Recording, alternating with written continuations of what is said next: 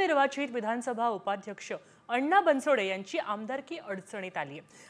बनसोडे यांच्या आमदारकीला आव्हान देत मुंबई उच्च न्यायालयात याचिका दाखल करण्यात आली आहे। तर बनसोडे पिंपळी विधानसभा मतदारसंघाचे आमदार होते, मात्र महाविकास आघाडीच्या उमेदवार सुलक्षणा शीलवंतधर यांनी बनसोडेंच्या आमदारकीला दिलंय आव्हान।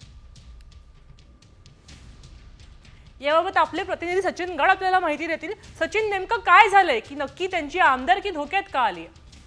अण्णा बनसोडे यांच्या विधान अध्यक्षपद घेऊन 2 दिवस होताना आता त्यांच्या आमदारकी विरोधात मुंबई उच्च न्यायालयात याचिका दाखल करण्यात आलेली आहे। महाविकास आघाडीचे उमेदवार सुलक्षणा शीलवंतधर यांनी ही याचिका दाखल केलेली आहे आणि निवडणुकीत नियमांचे उल्लंघन केल्याचा आरोप हा त्यांनी आपल्या याचिकेत केलेला आहे। न्यायमूर्ती गौरी गोडसे यांच्या एकलपीठासमोर सुनावणी झालेली असून आता 2 एप्रिलला बनसोडे यांना न्यायालयात हजर राहण्याचे आदेश मुंबई उच्च न्यायालयात दिलेले आहे।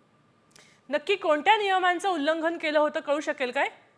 नियमांचं उल्लंघन केलं अशा स्वरूपाची याचिका आहे आणि जे काही विधानसभा निवडणूक झाली त्यामध्ये बनसोडे यांचा विजय झाला।